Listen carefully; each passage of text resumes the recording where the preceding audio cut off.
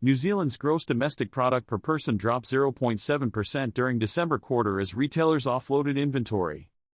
New Zealand's economy got 0.1% smaller in the last 3 months of 2023, bringing annual growth for the calendar year to just 0.6%.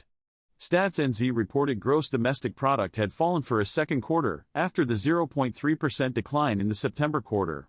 This result was a small surprise for forecasters who expected 0.1% growth in the Reserve Bank, which predicted no change during the quarter. The largest downward drivers came from a 1.8% decline in the wholesale trade of items such as groceries, liquor, machinery, and equipment, Stats NZ said.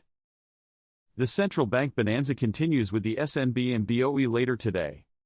It was a straightforward reaction to the FOMC meeting yesterday, as the Fed bolstered expectations of a June rate cut. The dot plot still showed 75 basis points of rate cuts this year, and Powell rounded that off with a more dovish stance overall. As a result, the dollar fell as risk trades soared while gold surged to a fresh record high. In fact, the precious metal is now testing waters above $2,200 after a run to $2,222 in Asia earlier. GBPJPY may face resistance soon. GBPJPY is in a strong bullish phase, but looking at the daily chart, we can see pair trading at new highs for the final wave 5 of 3 that can target 193 to 195 area. Based on the current Elliott wave cycle from 2023 lows, we still think that pair will come lower this year, for a higher degree wave 4 correction. Inflation, down, but not out. Annual CPI inflation was 3.4% in February 2024, down from 4.0% in January 2024. This was largely driven by the high monthly figure from February 2023 of 1.1% dropping out and the new inflation for February 2024 coming in at the high level of 0.6% on the month, yielding the overall fall of 0.6 percentage points in the headline figure.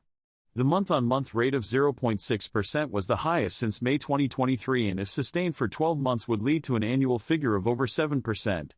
Measures of underlying inflation are a better guide to the longer-term outlook, and these are falling now. Annual CPI inflation in services is down to 6.1% from 6.5% in the previous month. Core CPI, excluding food and energy, inflation down to 4.5% from the previous month's 5.1%.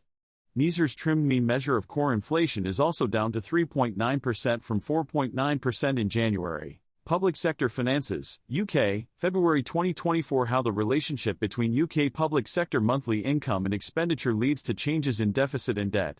Main points: February 2024 indicators at a glance. Borrowing in February 2024, borrowing in the financial year to February 2024, borrowing in earlier financial years. The public sector balance sheet revisions. Public sector finances data glossary. Measuring the data strengths and limitations. Related links cite this statistical bulletin. Thank you.